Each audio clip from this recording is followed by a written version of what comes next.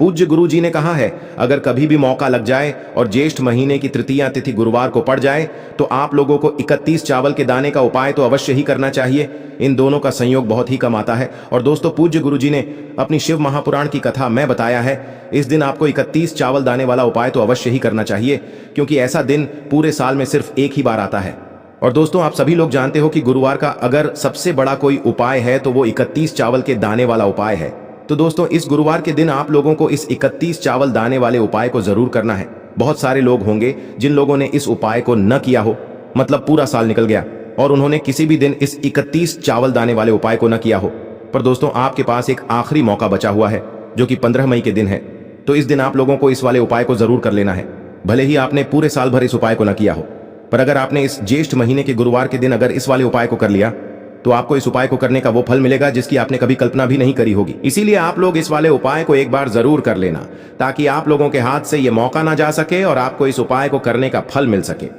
दोस्तों, ये उपाय पंडित जी ने अपनी अभी की ही शिव महापुराण की कथा में बताया है जी। इस उपाय को आज हम आपको बहुत अच्छे से समझाने वाले हैं। इस वीडियो को देखने के बाद इस उपाय को समझने के लिए आपको कोई और वीडियो को देखने की जरूरत नहीं पड़ेगी। तो चलिए दोस्तों, उपाय को शुरू करते हैं। देखिए, ये इस ज्येष्ठ महीने के गुरुवार के दिन ये इतना खास होता है, इतना महत्वपूर्ण होता है। देखा गया है कभी कभी बड़े बड़े पूजा पाठ अनुष्ठान से जो मनोकामना पूर्ण नहीं होते, वो इस ज्येष्ठ महीने के गुरुवार के दिन एक छोटे से उपाय करने से ही आपकी मनोकामना पूर्ण हो जाती है। और बहुत सारे लोगों ने इस उपाय को किया भी है और उनको इस उपाय को करने का फल भी जरूर मिला है। अगर आप लोग भी इस उपाय को गुरुवार तृतीया के दिन करना चाहते हैं तो आप इस उपाय को पहले अच्छे से समझ लेना, सुन लेना, उसके बाद करना। आपको इस उपाय का फल जरूर मिलेगा। और इस उपाय को कर लेने से आपके घर में चाहे किसी भी प्रकार की दुख और समस्या क्यों ना चल रही हो, आपको उसका कारण भी नहीं पता है कि भाई यह समस्या किस कारण से चल रही है। उसका कुछ भी कारण हो सकता है, जैसे पितृदोष हो सकता है या किसी भी तरह का मंगल दोष भी हो सकता है। तो इस दिन आप लोगों को यह वाला उपाय कर लेना है। ये एक ऐसा उपाय है जिस उपाय को अगर किसी विशेष दिन पर किया जाए तो भाई उस विशेष दिन का जो है वह तो हमें मिलता ही मिलता है। पर हमने उस दिन पर इस उपाय को किया है तो हमें उससे भी बड़ा फल मिलता है, और फल बहुत जल्दी मिलता है, क्योंकि आप इस उपाय को बहुत ही बड़े और विशेष दिन पर कर रहे हो। तो चलिए अब उपाय के बारे में बात करते हैं, लेकिन उससे पहले आप लोगों को यह जानना आवश्यक है कि आखिर यह उपाय किस समय करना है, किसको करना है और कैसे करना है। तो चलिए हम आगे आपको वीडियो में एक एक करके बता देते हैं। लेकिन उससे पहले अगर आप लोग हमारे चैनल पर नए हैं तो हमारे चैनल को सब्सक्राइब कर लेना और इस वीडियो को लाइक करके कमेंट बॉक्स में श्री शिवाय नमस्तुभ्यम ओम नमः शिवाय जरूर टाइप कर देना। 30 चावल के दाने वाले उपाय को हमें इस गुरुवार के दिन कैसे करना है, किसको करना है, किस समय करना है और कहां पर करना है, ये सारे सवालों के जवाब आपको इस वीडियो में मिल जाएंगे। और जो ये वीडियो देखेगा भाई, उसको 31 चावल के दाने वाला उपाय जरूर करना चाहिए, क्योंकि इस दिन एक चावल के दाने का भी बहुत ही बड़ा और विशेष महत्व होता है। और जब बात आ जाए 31 चावल के दाने की तो ये सोने पे सुहागा वाली बात हो जाती है और ये एक बहुत ही बड़ा उपाय हो जाता है इस गुरुवार तृतीया तिथि का। तो अब दोस्तों, इस 31 चावल के दाने वाले उपाय को आखिर करना किसको है, सबसे पहले हम लोग वो बात जान लेते हैं। तो देखो, घर की जो बड़ी माताएं बहनें होती हैं, उन माताओं बहनों में से कोई भी एक बड़ी माता बहन इस वाले उपाय को कर सकती है। और दोस्तों, अगर आप चाहें तो अपने घर में से सभी सदस्यों को भी इस उपाय को करवा सकते हैं। अगर किसी व्यक्ति की खुद की कोई मनोकामना है, खुद की कोई दुख और परेशानी है जो कि वह अपने लिए ही करना चाहता है, इस वाले उपाय को तो वह खुद अपने लिए भी कर सकता है। बाकी अगर कोई घर में से ऐसा है जो कि अपने पूरे घर परिवार की सुख और शांति के लिए ये वाला उपाय करना चाहता है तो भाई वह भी कर सकता है, उसमें भी कोई दिक्कत वाली बात नहीं है। कहने का मतलब यह है कि इस उपाय को हर एक सदस्य भी कर सकता है और पूरे घर परिवार के सदस्य के लिए घर की बड़ी माताओं बहनों में से कोई एक माता बहन भी कर सकती है। माताएं बहनें अगर घर में उपस्थित न हो या वो यह वाला उपाय न कर पा रही हो तो फिर घर का कोई बड़ा सदस्य भी इस 31 चावल के दाने वाले उपाय को कर सकता है, चाहे फिर वह पुरुष ही क्यों ना हो, उसमें कोई भी दिक्कत वाली बात नहीं है। अब दोस्तों, इस 31 चावल के दाने वाले उपाय को हमें करना कहां पर है, हमें इसे शिव जी के मंदिर में जाकर करना है। बहुत सारे लोग प्रश्न करते हैं हर एक उपाय को करते समय क्या हम इस उपाय को घर पर कर सकते हैं, तो इस वाले उपाय को आप घर पर नहीं कर सकते हो। इस वाले उपाय को करने के लिए आपको शिव जी के मंदिर ही जाना पड़ेगा। उसके बाद में दोस्तों जो अगला प्रश्न निकल कर आता है वो यह आता है इस उपाय को लेकर कि आखिर इस उपाय को हमें किस समय करना है, सुबह के समय करना है कि शाम के समय करना है। तो देखो, इस वाले उपाय को आप लोग सुबह के समय भी कर सकते हो और शाम के समय प्रदोष काल में भी कर सकते हो। अब अगर आप पूछो कि भाई सबसे उत्तम समय कौन सा रहेगा इस 31 चावल के दाने वाले उपाय को करने का, तो हम आपसे बस यही कहेंगे कि इस उपाय को आप सुबह के समय करेंगे तो ज्यादा बेहतर होगा। बाकी अगर प्रदोष काल शाम के समय भी करेंगे तो भी अच्छा होगा, उसमें कोई भी दिक्कत वाली बात नहीं है।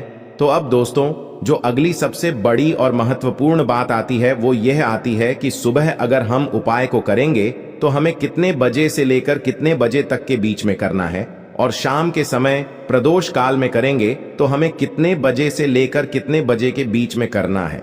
तो देखो, सुबह जितनी जल्दी हो सके आप उपाय को करने की कोशिश करना। बाकी अगर किसी कारणवश लेट भी हो जाओ, थोड़ी देर भी हो जाए, तो 10 या 11 बजे तक भी आप उपाय कर लेना, पर 12 बजे से ज्यादा देरी ना हो।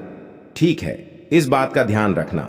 उसके बाद में दोस्तों अगर शाम के समय प्रदोष काल की बात करें, प्रदोष काल का जो समय होता है वो शाम के 6 बजे से शुरू हो जाता है। मतलब शाम के 6 बजे से लेकर 7 बजे के बीच का जो समय होता है ये समय प्रदोष काल का समय होता है। पर अभी जो मौसम चल रहा है इस मौसम में जो है शाम बहुत देरी से होती है, तो आप इस उपाय को 7 या 8 बजे के बीच में भी कर सकते हो। मतलब शाम के 6 बजे से रात 8 बजे के बीच में आप कभी भी इस वाले उपाय को कर सकते हो, उसमें कोई भी दिक्कत वाली बात नहीं है। अब दोस्तों यहाँ पर इस उपाय को लेकर एक और सबसे बड़ी बात ये निकल कर आती है कि इस 31 चावल के दानों को हमें लेना कहां से होता है, और हमें इस उपाय को करने के साथ में क्या और कुछ भी सामग्री ऐसी होती है जो शिव जी के मंदिर लेकर जानी पड़ी रहती है। तो देखो यहाँ पर हम आपको बता दें, सबसे पहले आप लोग यह जान लो कि यह जो 31 चावल के दाने वाला उपाय है, सिर्फ और सिर्फ आप उपाय की सामग्री लेकर कभी भी शिव जी के मंदिर मत जाना, क्योंकि हमें भगवान के सामने ये नहीं दर्शाना है कि अगर हम भगवान शिव जी के मंदिर आए हैं तो अपने फायदे के लिए आए हैं। तो इसलिए जो भी पूजन सामग्री है, उपाय सामग्री है, 31 चावल के दाने, इसके साथ में आपको पूजन सामग्री भी जरूर लेकर जाना है। देखो, अगर सुबह के समय उपाय कर रहे हो तो सीधी सी बात है, 1 लोटा जल तो आप लेकर जाओगे ही जाओगे। देखो, 31 चावल के दाने ये अलग आपके रहेंगे, और जो आपकी पूजन सामग्री रहेगी वो अलग रहेगी। पूजन सामग्री में आप जो भी चीज लेकर जाना चाहे वो लेकर जा सकते हैं, एक बेलपत्र भी लेकर जा सकते हैं, उसमें कोई भी दिक्कत वाली बात नहीं है। वहीं अगर हम बात करें शाम के समय की, तो शाम के समय शिव जी पर जल नहीं चढ़ता है, इसीलिए शाम के समय आप लोग एक दीपक तैयार कर लें, जो कि गोलबत्ती का, आटे का, शुद्ध देसी गाय का घी का होगा, है ना। इस बात का आप लोगों को ध्यान रखना है, और इस दीपक को आपको घर से जलाकर नहीं लेकर जाना है, भगवान शिव जी के मंदिर में जाकर ही जलाना है। इस बात का भी आप लोगों को ध्यान रखना है। अब दोस्तों यहां पर हमें इस बात को समझना है कि यह 31 चावल के दाने हमें लेना कहां से है।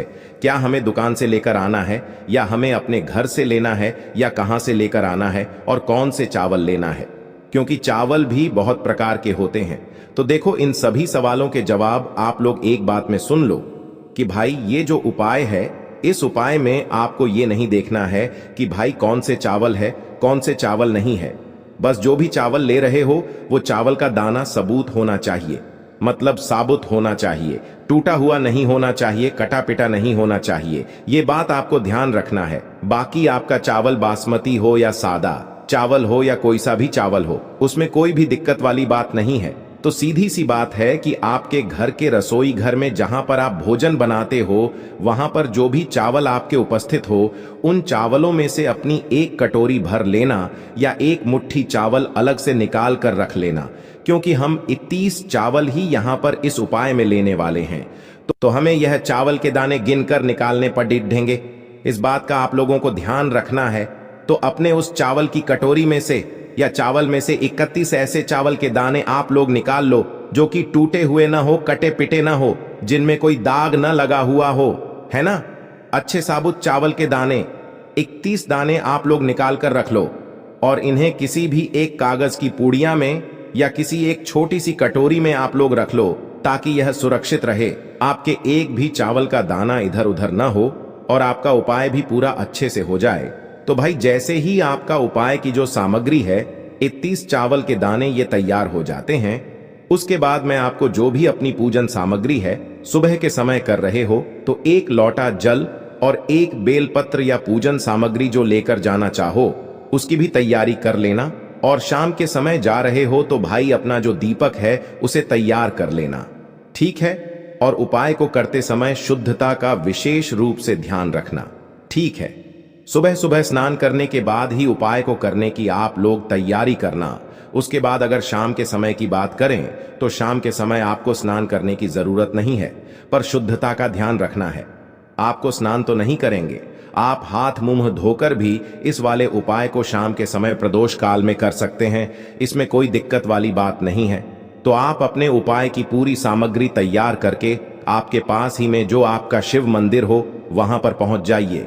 सबसे पहले शिव मंदिर में जाकर आप लोगों को उपाय नहीं करना है, पहले भगवान के दर्शन करना है, भगवान से आशीर्वाद प्राप्त करना है, फिर शिव जी की शिवलिंग के पास में आना है। शिवलिंग के पास में आने के बाद आप जो पूजन सामग्री लेकर आए हुए हैं, जैसे कि सुबह गए हुए होंगे तो 1 लोटा जल और जो भी पूजन सामग्री लेकर आए हैं आप उनसे भगवान शिव जी की पूजन कीजिए। सबसे पहले तो 1 लोटा जल ही चढ़ेगा, फिर आपको 1 बेलपत्र श्री शिवाय नमस्तुभ्यम का जाप करते हुए शिवलिंग पर चढ़ा देना है। उसके बाद में आपकी पूजन सामग्री चढ़ेगी। उसके बाद में अगर दोस्तों शाम के समय अगर आप इस उपाय को कर रहे हो तो अपने साथ में कम से कम 1 जो दीपक है गोल बाती का जो आप अपने साथ में लेकर गए हो, उस दीपक को मंदिर में जाकर अपनी माचिस से जलाना है और उस दीपक को शिवलिंग के पास में रखना है, ठीक है।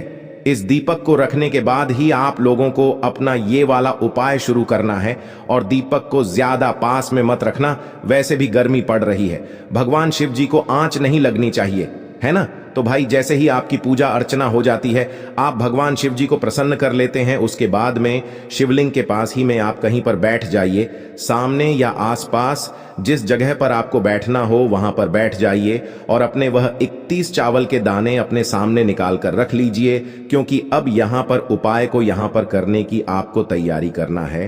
और इस तरीके से जब आप उपाय करेंगे, पूजन सामग्री करने के बाद, पूजन अर्चना करने के बाद, तो आपको उपाय का फल बहुत जल्दी और बहुत बढ़ा होकर मिलेगा। तो अपने 31 चावल के दाने अपने सामने निकाल कर रख लेना और यह जो उपाय है यह आपकी सीधे हाथ की हथेली से होगा, इसलिए इस बात का भी विशेष रूप से ध्यान रखना है। तो सीधे हाथ की हथेली का प्रयोग करके ही आप लोग अपना इस वाले उपाय को करना। अपने सामने जो भी आपकी कागज की पुड्डियां है उसको खोल कर रख लो, या कटोरी है तो भाई उसे अपने सामने रख लो और अपने वह 31 चावल के दाने निकाल लो, ठीक है। उसके बाद में दोस्तों अब आपको क्या करना है कि शिवलिंग आपके सामने होगी, तो आपने वह 31 चावल के दाने एक एक करके जहां पर आपने बेलपत्र चढ़ाया है आपको शिव जी के शिवलिंग के ऊपर चढ़ाना है। कहां पर चढ़ाना है? शिवलिंग के ऊपर चढ़ाना है और कहीं पर भी नहीं चढ़ाना है। आपको अपने हथेली से तो शिवलिंग के ऊपर चढ़ाना है, भले ही फिर वो अपने आप जलाधारी पर गिर जाए या मतलब वहीं पर गिर जाए, उसमें कोई दिक्कत वाली बात नहीं है, पर आप चढ़ाओ शिवलिंग के ऊपर ही।